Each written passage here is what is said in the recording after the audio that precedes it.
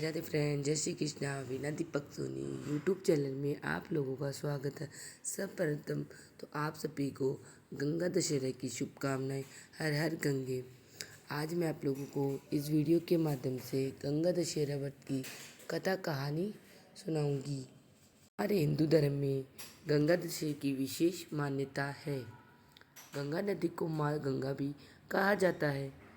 कहते हैं कि गंगा में डुबकी लगाने से व्यक्ति के सभी पाप धुल जाते हैं। ऐसे में गंगा दशहरा अत्यधिक महत्वपूर्ण मानी जाती है। मान्यता है कि ज्येष्ठ मास के शुक्ल पक्ष की दशमी तिथि पर हस्त नक्षत्र में माँ गंगा धरती पर अवतरित हुई थी। भागीरथी माँ गंगा को धरती पर लाई थी, इसीलिए माँ गंगा को भागीरथी के नाम से भी जाना जाता है। गंगा दशहरा पर माँ की गंगा की पूरे मनोभाव से हमें पूजा आराधना करनी चाहिए और कहा जाता है कि माँ गंगा प्रसन्न होकर भक्तों को सुख समृद्धि का वरदान देती है। इसी में मैं आप लोगों को बताती हूँ इस साल गंगा दशहरा कब है और किस तरह हम माँ गंगा को प्रसन्न कर सकते हैं। इस साल ज्येष्ठ मास के शुक्ल पक्ष की दशमी तिथि 4 जून की रात 11:54 से शुरू होगी। ऐसे में उदय तिथि को ध्यान में रखते हुए 5 जून को गुरुवार को गंगा दशहरा मनाई जाएगी। अगर आप गंगा दशहरे में इस प्रकार गंगा माँ की पूजा करते हो तो आपको गंगा माता का आशीर्वाद मिलेगा। दशहरे पर मान्यता अनुसार स्नान और दान करने का अत्यधिक महत्व है। इस दिन सुबह उठकर गंगा नदी में स्नान करने के लिए किया जाता है। जो लोग गंगा नदी में स्नान नहीं कर सकते वे आसपास की कोई नदी में कर सकते या अपने नहाने के पानी में पहले गंगा जल डाल दें, फिर अन्य जल मिलाकर आप इस प्रकार स्नान करने से आपको ऐसा लगेगा जैसे आपने गंगा नदी में ही स्नान किया है। नहाने के बाद अपने घर के सभी देव देवताओं को भी गंगा जल से अभिषेक किया जाता है। माँ गंगा का ध्यान लगाकर हर हर गंगे इस प्रकार भगवानों को सभी का अभिषेक करें और आप खुद भी स्नान करें। फिर गंगा माता की आरती करें और माँ गंगा को भोग लगा रख पूजा का समापन करते हैं। इस दिन गरीब और जरूरतमंदों को भोजन, वस्त्र, धन का दान करना अत्यधिक शुभ माना जाता है। पाप नाशनी गंगा की धरती पर आने की कथा अत्यंत ही रोचक है। इनकी महिमा ऐसी कि जन्म से लेकर मृत्यु तक किसी भी धार्मिक कार्य की पूर्ण आहुति इनके बगैर संभव नहीं है और इतनी ही महान है इनके धरती पे आने की कथा। कहा जाता है कि मृत्यु से पहले गंगाजल की कुछ बूंदें ही पापियों को तार देती है। मैं आपको गंगा दशहरे पर माँ गंगा की कहानी सुनाती हूँ। किस प्रकार माँ गंगा धरती पर प्रकट हुई थी। मान्यता है कि ज्येष्ठ शुक्ल पक्ष की दशमी को ही पाप नाशनी गंगा देवलोक से धरती पर आई थी। इसीलिए इस दिन को भारत भर के हिंदू धर्मावलंबी गंगा दशहरे के रूप में मनाते हैं। इस दिन माँ गंगा की पूजा अर्चना की जाती है और व्रत रखा जाता है। धार्मिक ग्रंथों के अनुसार प्राचीन काल में अयोध्या नगर में सगर नाम के प्रतापी राजा राज्य करते थे। कहा जाता है कि उन्होंने 7 समुद्रों को जीतकर अपने राज्य का विस्तार कर लिया था। उन्हीं सगर की कशिनी और सुमति नाम की रानियां थी। ग्रंथों में पहली रानी के एक पुत्र असमंजस्य और राजा सगर की दूसरी रानी सुमति के 60,000 पुत्रों का वर्णन मिलता है। प्राचीन कथा के अनुसार एक बार राजा सगर ने अश्वमेध यज्ञ किया और यज्ञ पूर्ति के लिए एक घोड़ा छोड़ा। इंद्र ने यज्ञ को भंग करने के लिए अश्वमेध यज्ञ की इस अश्व का अपहरण कर लिया और उसे कपिल मुनि के आश्रम में बांध दिया। राजा ने यज्ञ के घोड़े को खोजने के लिए अपने 60,000 पुत्रों को भेज दिया, जिन्होंने सारा भूमंडल छान लिया, लेकिन उसे वह अश्व नहीं मिला। के बाद में राजा सगर के पुत्र यज्ञ के घोड़े को खोजते खोजते जब कपिल मुनि के आश्रम में पहुंच गए, यहाँ उन्होंने देखा कि महर्षि कपिल तपस्या कर रहे हैं और उन्हीं के पास अश्वमेध यज्ञ का घोड़ा घास खा रहा है। यह देखकर महाराज सगर के बेटे जोर जोर से चिल्लाने लगे, जिससे महर्षि कपिल की समाधि टूट गई। जो ही महर्षि ने अपने नेत्र खोले त्यों ही सब जलकर भस्म हो गए। उनके तेज से अपने पितृत्व चरणों को खोजते हुए राजा सगर का पुत्र अंशुमान जब मुनि के आश्रम में पहुंचा तो महात्मा गरुड़ ने सारी कहानी उन्हें बताई।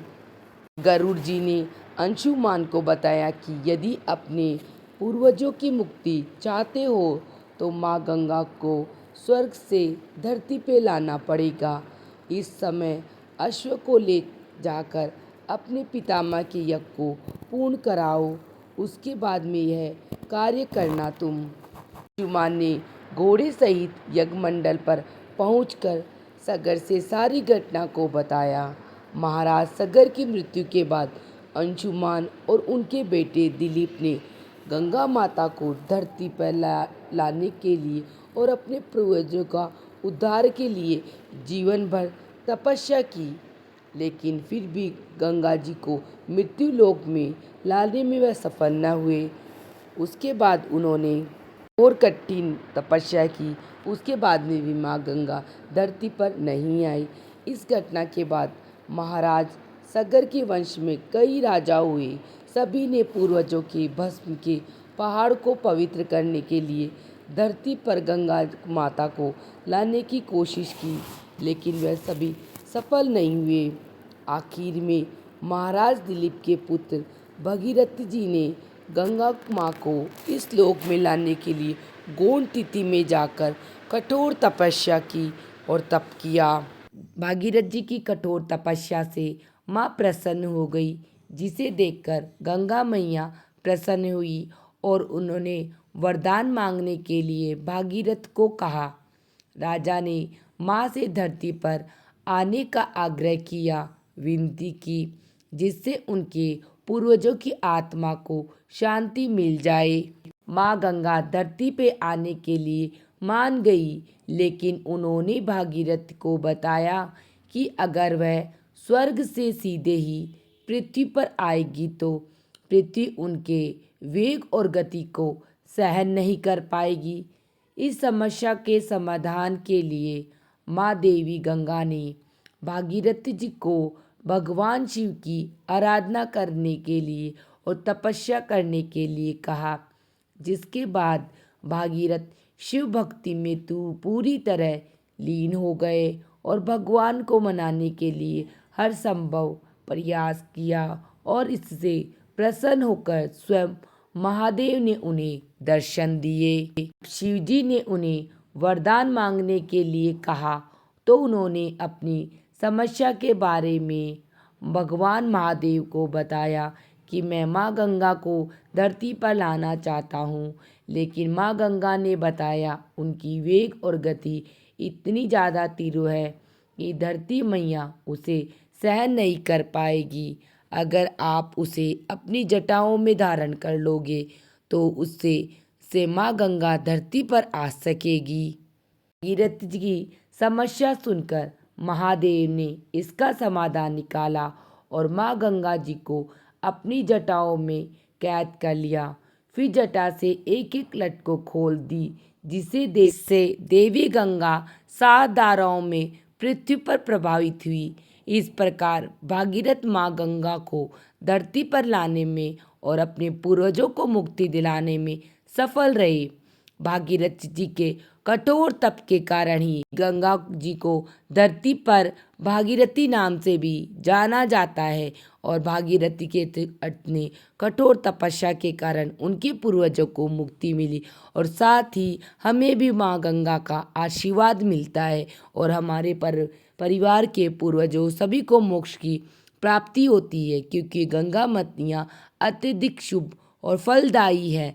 अंतिम समय में अगर किसी के मुंह में गंगा माता की 1-2 बूंद भी डल जाए तो उसे मोक्ष की प्राप्ति होती है। यह बात आप सभी को भी पता होगी कि गंगा माता पापों का नाश करने वाली मोक्षदायिनी गंगा माता है। आप सबको मेरी गंगा दशहरे की व्रत कथा कहानी कैसी लगी मुझे कमेंट बॉक्स में हर हर गंगे लिख के ज़रूर बताना। वीडियो पसंद आई तो वीडियो को लाइक करना और चैनल को सब्सक्राइब करना, जिससे आने वाली वीडियो का नोटिफिकेशन आप लोगों को प्राप्त हो सके। वीडियो देखने के लिए आप सभी का धन्यवाद। मिलते हैं नेक्स्ट वीडियो में। हर हर महादेव, हर हर गंगे। आप सभी को गंगा दशहरा की शुभकामनाएं।